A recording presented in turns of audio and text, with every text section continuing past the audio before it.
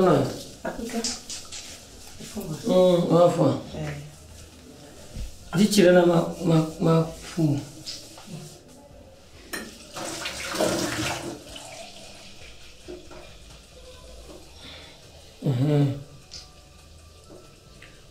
Mabadi.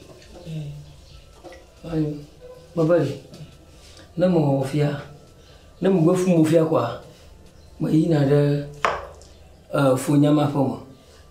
Ina da funya swango. Avec bora lo. Manya ma bora ko. Auto nyama de kon ma nyamnya bofia. Aba funya ma kuna na mafia. Nyong ma murula ju. Oi murula da shin mo aje ma ko yada.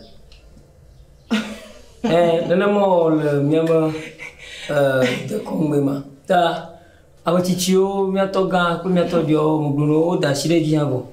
Ta mi do don. Ta into bo me na. Note lo. Ya te pe o le gbon bi na yele fufu be sonbo ni yade ya. Oh, ya te pe to mele ma blo kwa. Me te blagore. Manya unye menya to velo. Oh, mia de kon ma ali na ma. Da sinyawa. Sa ho be nyawa. Sa ho to we wona no fifi ya nyawa ngbale nku me kokole. Fufu la ko la so de yin yakọ. O to pe de susu alo. Awo, esoro de kuku. No be nyawa. Fufu to ke ngbe ma ron gbere ma ron nyawa gbere na o. De o so me tu be a. Ye nto anya fiku. Ne nye ku ba. Ya te bo be ado fan. Ne no ko. Adega. Note. Nya ka mo la gbon so nti o. Sure. Quand on les dit faut faire les coups. Et on se de. Et sur des coups on t'a nous be nyawa. Sa ko be nyawa ngbalu. Ah. Na ne ube ondo ba bra mi ko e ku mi no mo. Nga to o ha ti da be adun na magaro mo ha. Gbo mo la. O be plombe alo ni plombe. O we de ma. Aba dun na ma. Fa nyawa. Wa mo ke droa. Jinye po mo la.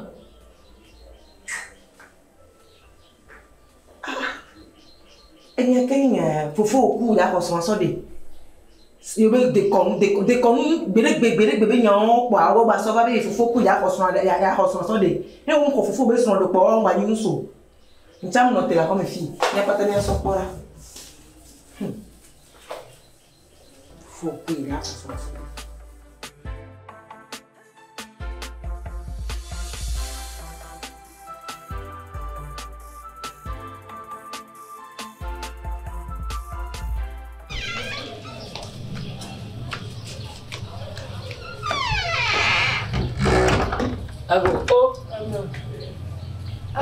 Alolonyo. Yo. Bencho. Ifon. Ya mi fonira. Ah, nyo chame fon. O dodo mo la via. O wa gbo mo va lo. Nya bo vire to ta va gbo mi gere ho mi ala nya va ko. Oh, magati jo. Male kaba ji ka ka jum. O ma pun wa. Wanya mo ko be manya titrenya o. Ka kenya ta no titrenya bre la magati jo ko na ko male kaba ti. Nyo. Oh, nyo nya. Ko jo. Ama inda ko. Ento fo ni mo ho mi agero ko mi agro nya na bele ka. Fo ma le kwa mo. Bonye ne va. Blonya ila si wa ko wa. Ma do. Manya mo liwe, manya. Blonya. Ayo, kema majino tata la ke. Popo. Wa o to afia na le fia. Funye ku fia o vie. Apono nyuna mo ba ja pona ma. Ne nya mo ntoto la po ma mo chichi na mo abo na nyo na gajo. Ego ya. Afia na le fia. Funye ni so ma gali. Asusu gubiro mo lo tungu.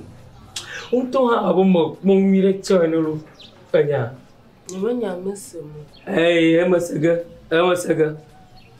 Amwanya ba ne ponye pro mi to ga. Ko mi so ko mi onura. Mi jemya onura Olonyo. Mi jemya no aleka. Afia badi.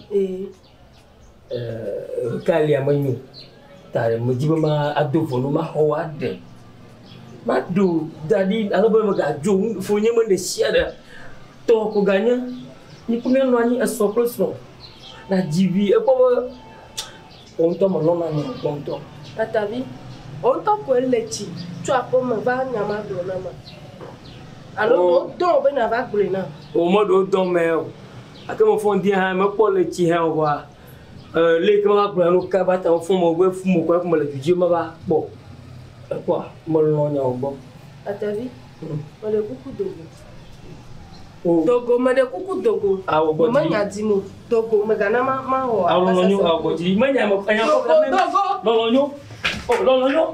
Oh, l'oignon. Oh.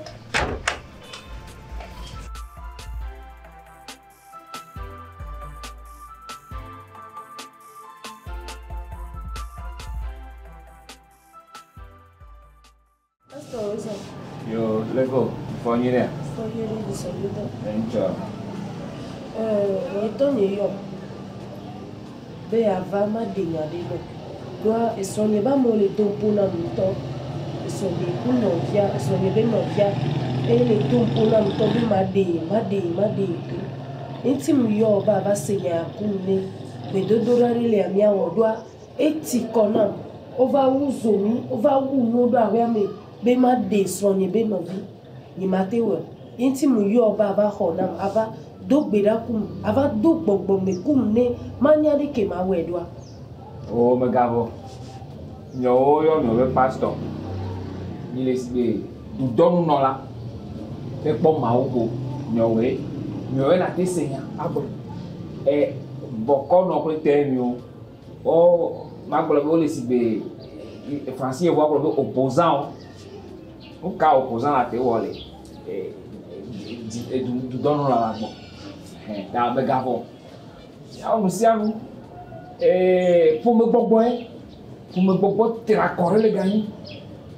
Ya gbe o mi agba numa e do yire e do tuku ko yi. Ezu veve c'est la codina mto. O me gavo esimjo. Eseme. Brobe ibe tukara ovo. Nyo mo denyo Ghana. Kaka Rollins esro. Bo doni. Bo da Rollins comme gruma mesro bo doni. Ya de ma mesro tonye bo doni. Mo ka bo le. Da mi do bio ni. Do tuku ni. Me gavo. Ya, ma do gbera pelo. Ma tindo keke blane sa blane. Sigbele Yesu wele egbe ajine na me gavo. Le te ya ti kwa kari. Ye ko ye do ni mo na.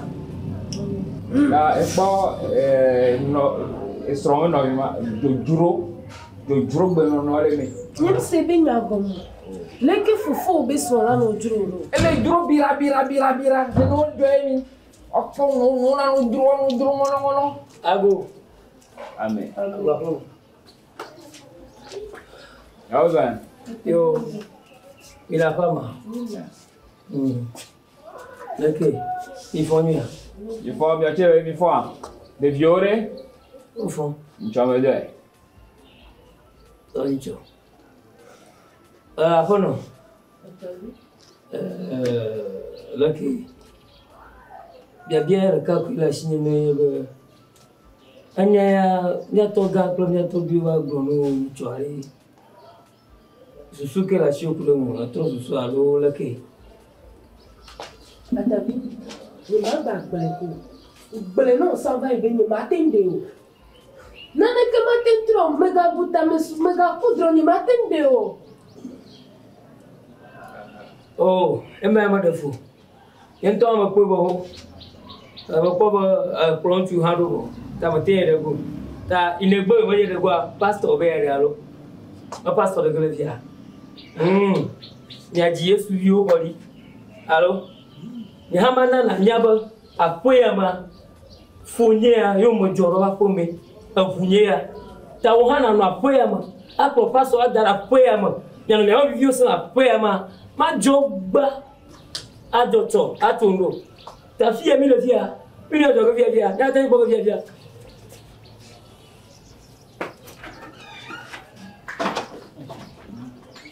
safia tol fia ni agba de na ya to gba dia safia Magalo ko pronto.